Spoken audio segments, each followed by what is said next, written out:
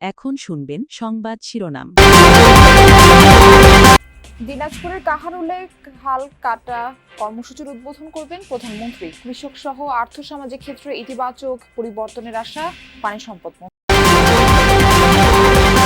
ইরানের ইসফাহান প্রদেশে যৌথ বাহিনীর হামলায় 15 জন নিহত। জবাবে মধ্যপ্রাচ্যে আঘাত হানছে মিসাইল ড্রোন। ভয়ঙ্কর হামলা সত্ত্বেও তেহরান ছাড়তে নারাজ বাসিন্দা। দূরপাল্লার বাস ও গণপরিবহনে জ্বালানি তেলের রেশনিং ব্যবস্থা ওঠানো হয়নি এখনো। ডিজেল সংকটে দুশ্চিন্তায় মেহেরপুরের কৃষক। পদ্মা ব্যাংক বাঁচিয়ে রাখতে সরকারের সব উদ্যোগে ব্যর্থ। অবসান অথবা একীভূতকরণের বিষয়ে দ্রুত সিদ্ধান্ত নেওয়ার পরামর্শ বিশ্লেষকদের। আসসালামু আলাইকুম। এখন শুনবেন সংবাদ শিরোনাম। ৪৫ বছর পর আবারও ফিরে আসছে খাল খনন কর্মসূচি। রাষ্ট্রপতি জিয়াউর রহমানের সেই কর্মসূচি নতুন করে বাস্তবায়ন করতে যাচ্ছেন তার ছেলে প্রধানমন্ত্রী তারেক রহমান। কাল দেশের ৫৮ জেলায় একই সাথে শুরু হচ্ছে খনন কর্মসূচি। দিনাজপুরের কাহারোলে এর উদ্বোধন করছেন প্রধানমন্ত্রী। প্রথম দফায় ৬ মাসে ১২০০ কিলোমিটার ও পর্যায়ক্রমে ৫ বছরে ২০,০০০ কিলোমিটার নদী, নালা ও খাল-বিল খনন করা হবে।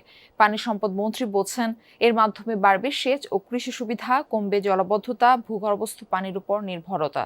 এক্ষেত্রে কোনো ধরনের দুর্নীতি সহ্য করা হবে না বলে সতর্ক করেছেন মন্ত্রী। সাধারণ মানুষও চায় স্বচ্ছতা। আলমগীর স্বপনের রিপোর্ট।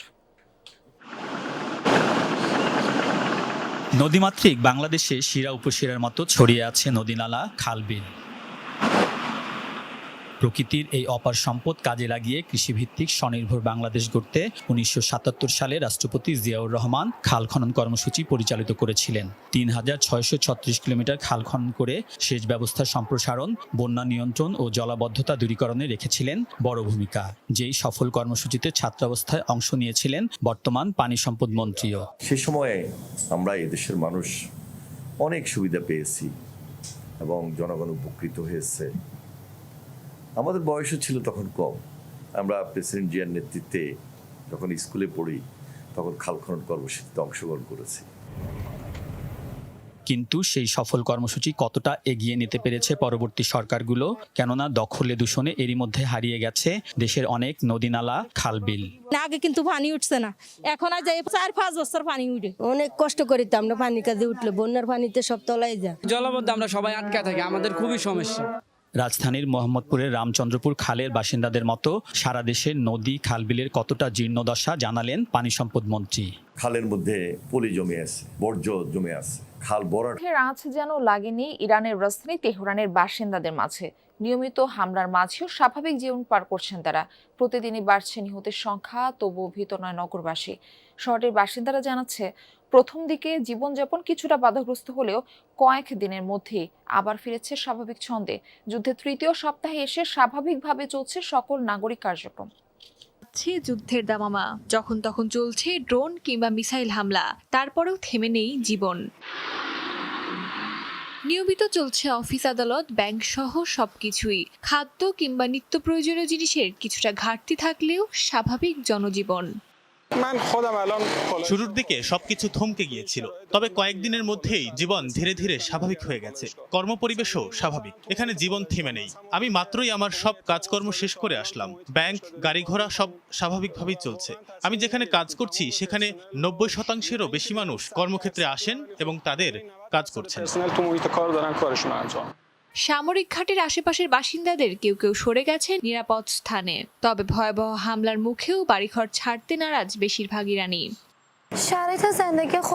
মানুষের দৈনন্দিন জীবন আগের মতোই স্বাভাবিক আছে এবং এটা সত্য যে কিছু মানুষ তেহরান ছেড়ে চলে গেছে, সম্ভবত সামরিক ঘাঁটির কাছে তাদের বাড়ি থাকার কারণে। কিন্তু আমাদের আশেপাশের এলাকায় সবাই স্বাভাবিক জীবনযাপন চালিয়ে যাচ্ছে। এরই মধ্যে যুক্তরাষ্ট্র ইসরায়েলের যৌথ হামলায় নিহত হয়েছে বহু মানুষ, তবুও কমেনি ইরানি জনগণের মনোবল। দিন দিন নিহতের সংখ্যা বাড়লেও তেহরান ত্যাগের কথা ভাবছেন না তারা। আমরা স্বাভাবিক পরিস্থিতিতে বাস করছি। আমরা তেহরান ত্যাগ করিনি এবং আমরা কখনোই এ শহর ত্যাগ করব না। আমরা এখানে আছি এবং আমাদের শেষ নিঃশ্বাস পর্যন্ত আমরা আমাদের দেশ এবং জাতির জন্য লড়াই করব।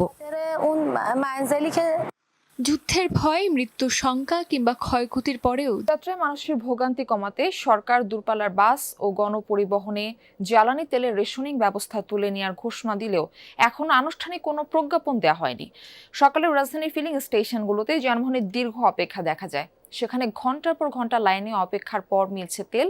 এতে ভোগান্তিতে পড়েন যানবাহন চালক মালিকরা।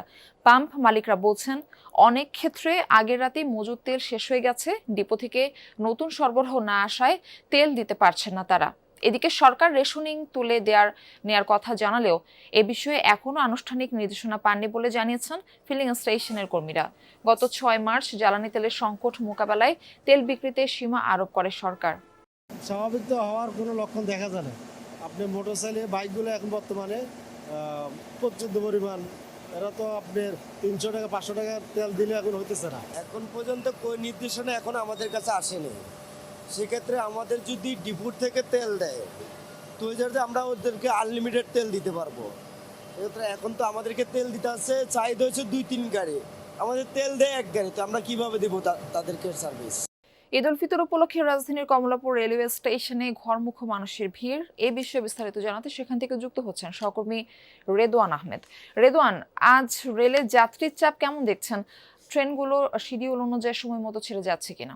যাত্রীরা কিন্তু স্বাচ্ছন্দ্যে এই পরিবহনে যাত্রা করতে পারেন এবং দীর্ঘ পথের যাত্রা কিন্তু ট্রেনের ভ্রমণেই তারা স্বাচ্ছন্দ্য বোধ করেন এবং বরাবরের মতনই কিন্তু ঈদ যাত্রার প্রথম দিকেই ট্রেন স্টেশনগুলোতে যে ভিড়গুলো লক্ষ্য করা যায় সেই স্বাভাবিক ভিড়গুলো কিন্তু রয়েছে রাজধানীর কমলাপুর রেলওয়ে স্টেশনে এবং সকাল থেকেই এখন পর্যন্ত প্রায় 7টি রুটে 7টি ট্রেন ছেড়ে গেছে এবং এখন পর্যন্ত আজকে সারাদিনের যে শিডিউল সেই শিডিউল অনুযায়ী বিকেল 3টা পর্যন্ত কিন্তু 30টি ট্রেন ছেড়ে যাওয়ার কথা রয়েছে। এর মধ্যে জন্ম থেকেই অনিয়মে জড়িয়ে পড়ে সাবেক ফার্মার্স ব্যাংক।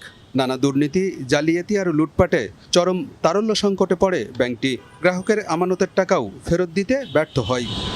সংকট কাটাতে এগিয়ে আসে রাষ্ট্রায়ত্ত 4 ব্যাংকসহ আর্থিক প্রতিষ্ঠান আইসিবি।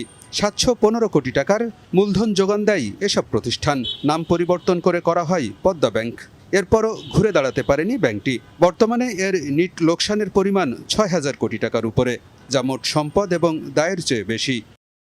ডিসেম্বর শেষে ব্যাংকের মোট আমানতের পরিমাণ ছিল 6300 কোটি টাকা আর বিতরণ করা ঋণের পরিমাণ 5650 কোটি টাকা। এর মধ্যে খেলাপি 5200 কোটি টাকা, যা বিতরণ করা ঋণের 93%। বিশ্লেষকরা বলছেন, এত লোকসান এবং খেলাপি নিয়ে কোনো ব্যাংক টিকিয়ে রাখা সম্ভব নয়। তাই দায় না বাড়িয়ে ব্যাংকটির বিষয়ে দ্রুত সিদ্ধান্ত নেওয়া দরকার। একটা কোনো ব্যাংক 93% এনপিএল হওয়া মানে কি এটার কোনো পর্যায়ে আর দাঁড়ানো সম্ভব না। এবং এই এনপিএলটা মোর দেন 80% এর ব্যাড ডেট, এটা কোনো আদায় হবে না আর কি। আমাদের গ্লোবাল স্ট্যান্ডার্ড অনুসারে এটা আর রান করানোর মতো কোনো মানে অবস্থায় নেই আর কি। এটা গ্লোবাল প্র্যাকটিস অনুসারে এটা অবসান করাই যুক্তিযুক্ত হবে বলে আমি মনে করি আর কি। পদ্মা ব্যাংক কিন্তু নিজের থেকে দুর্বল হয়নি, পদ্মা ব্যাংকে কিন্তু দুর্বল করা হয়েছে। পদ্মা ব্যাংকের এই অবস্থার জন্য দায়ী কি ডিপোজিটাররা? বন্ধ করে দিলে কারা এফেক্টেড হবে? সরাসরি ডিপোজিটাররা।